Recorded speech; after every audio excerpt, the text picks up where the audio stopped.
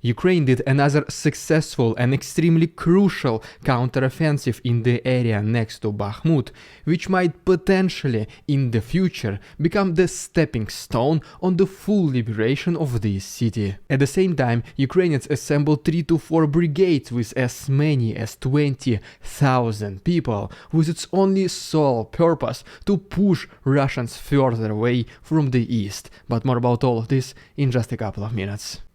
What's up, investors? It's the Russian dude. And let's go straight to the point and see some most recent footage. And our first video comes to us from Odessa, where Ukrainian military enlistment office representatives are transporting themselves around the city using electric scooters. I mean, there is nothing extraordinarily bad about this video, but still this was enough for the Russian propaganda to ridicule the entire Ukrainian army. And I mean, they can make fun of them all they want, but Ukraine is actually serious about winning this war, because right here we have a video from Poland, where there is an American military vehicles which arrived to this country, and some of these will be delivered to Ukraine. Then we have the statement of the Ukrainian ambassador to the United Kingdom, Vadim Pristaiko, and he said that even though previously Ukraine only requested 14 Challenger 2 tanks, UK is ready to send them twice more, which is obviously 28. But wait, there is more.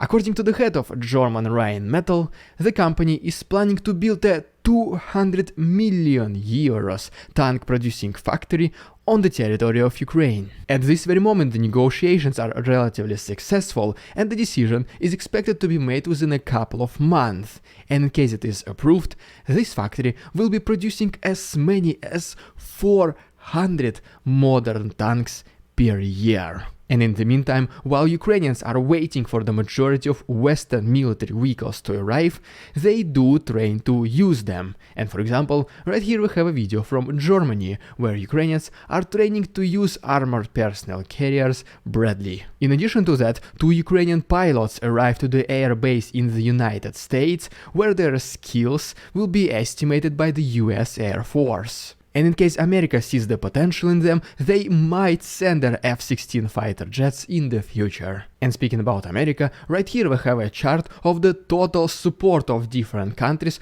towards Ukraine since the beginning of this war. The absolute leader is the country of the United States, with the total support valued at almost $48 billion.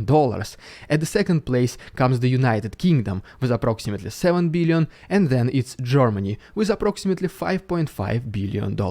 All these Western military vehicles and support will be extremely crucial for Ukraine to dramatically change the course of war. And as for now, while waiting for the majority of military vehicles to arrive, Ukraine already started to have relative success in the east, and we'll talk about this in more details very soon. But what about the Russian side? Well, one thing is for sure, is that some Russian soldiers, they do not want to fight in this absolutely unjustified war, and they look for opportunities to surrender themselves to Ukraine. And for example, according to these statistics, approximately almost 10,000 Russian soldiers called the Ukrainian hotline called I want to live or Хочу жить, and they became the voluntarily prisoners of war. Right here we have a picture of a brand new Russian armored personnel carrier, which is modified with the ship turret.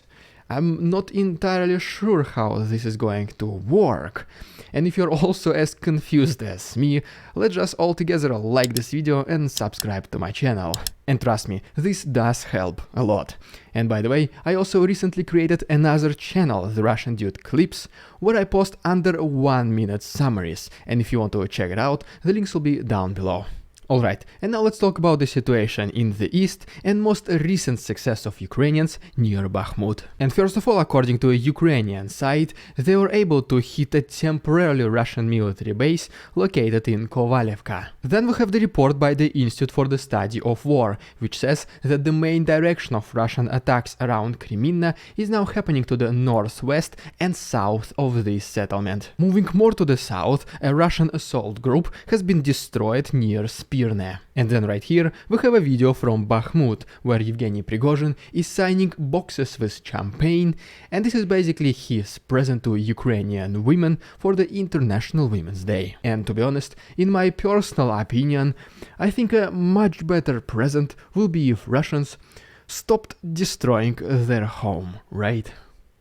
But okay, then we have another report by the Ukrainian side that they were able to destroy a Russian position to the northeast of Bakhmut. And then we even have this intercepted Russian phone call, where a soldier is basically talking that there are cases of a friendly fire in the Russian army, but the Russian military commandment says that these are the casualties from Ukrainian side. And as always, I uploaded the full video with English subtitles to my Patreon, where there's still 1 week of free access, and the link is down below. Alright, back to Bakhmut, where recently Ukrainians reinforced their northern positions, and because of this they were able to significantly slow down the Russian advancement.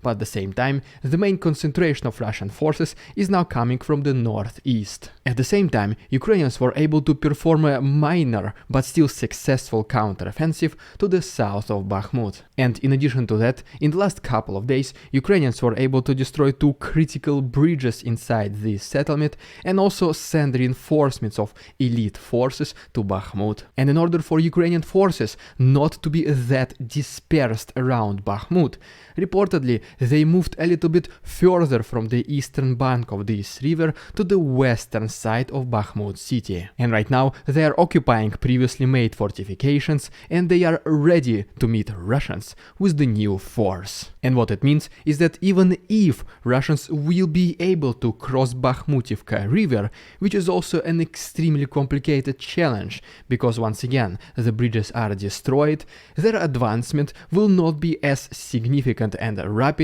as they might have imagined. Because, I mean, imagine yourself standing on one side of the river with all this heavy military equipment. There are also tanks and other machinery behind you, and in front is the river and the bridges are not there. How you are going to cross it, especially when the enemy is constantly firing at you. And at the same time, if Russians do cross Bakhmutivka, this can become their mistake as well, because if Ukraine starts counterattacking at this time, it will be much harder for Russians to retreat. For this reason, according to the commander-in-chief of Ukrainian forces, Valery Zaluzhny, the defense of Bakhmut still goes on. Because as for now, Ukrainians are able to successfully protect themselves, inflicting incredibly big damages on the Ukrainian army while allowing them to advance very slowly. Ultimately, Russians tried to encircle Bakhmut from 3 different sides, but they have failed, mainly thanks to heroic actions of Ukrainians in the south. And besides that, Ukrainians are already able to successfully counterattack in the area near Bakhmut. If you remember, less than a couple of weeks ago they were able to push Russians further away from Ivanovsk.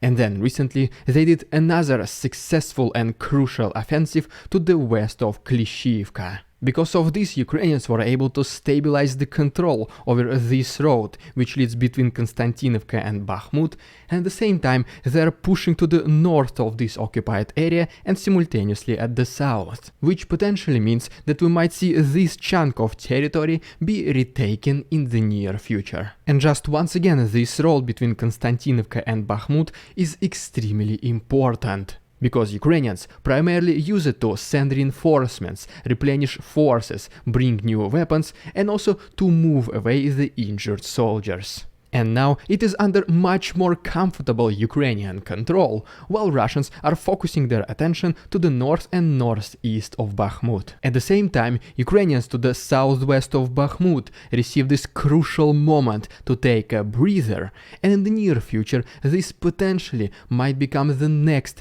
direction for the upcoming Ukraine counteroffensive. But wait, there is more. According to this video by Yevgeny Prigozhin, Ukrainians assembled 3 to 4 brigades in different cities in the east with its only sole purpose to stop the advancement of Russian army and Wagner in Bakhmut area. The cities that Senior Prigozhin mentions are Seversk, Slavyansk, Konstantinovka and Chasiv Yar. Each one of them has approximately one brigade of Ukrainians of approximately 5,000 people, totaling a big number of 20,000 soldiers. At this very moment it is obviously way too early to tell where these brigades will go, but for example these two in Konstantinovka and Chasiv Yar, they only support my previously made statement that they might approach Bakhmut from the south. At the same time, the brigade from Seversk might go towards Solidar and then towards Bakhmut, and then this one in Slavyansk will either support the counteroffensive towards Bakhmut or they'll be protecting the Liman front lines. But nevertheless, according to once again Yevgeny Prigozhin, in case Wagner does not receive the necessary military support from Russia, it is very well possible that Bakhmut will be liberated by Ukrainians, and then they will not stop at liberating the rest of Donbass region. Because, I mean, let's be honest, Russia has already spent an enormous resources trying to capture Bakhmut. They still cannot do it, and most certainly they will not have enough men and firepower to do it once again or launch another offensive anywhere in the near future. And ultimately, Bakhmut is much more symbolic city for Russians rather than Ukrainians. In case Russia loses there as well, this will literally crush the morale of Russian soldiers. And by the way, recently Pentagon also claimed that Bakhmut is a symbolic city for Russia, which I've been saying for the last several months, which kinda begs the question, is anyone from Pentagon watching my videos? So if this is true, just let me know in the comments, okay? But okay, just a couple more facts from the east of Ukraine, which I surely don't want you to miss. And first of all, as you can see right here, Russians were able to advance a little bit closer to Nevelske. Then we go a little bit to the south to Pobeda, and as you can see right here, Russians were also able to advance closer to this settlement. And speaking about its northern neighbor Marinka, this is how this city looks at this very moment. Under no circumstances I will call this a liberation. Then we go to Vuhledar, where one of the main Russian propagandists, Vladimir Solovyov, has experienced being under artillery attack. But unlike Dmitry Rogozin, the buttocks of Vladimir Solovyov are safe. And speaking about Vuhledar, reportedly, according to the Minister of Defense of Russia, Sergei Shoigu, he gave an order to take this city at any cost. Most likely because the Russian army was not able to demonstrate any achievements pretty much in the last several months, and they need to present at least something.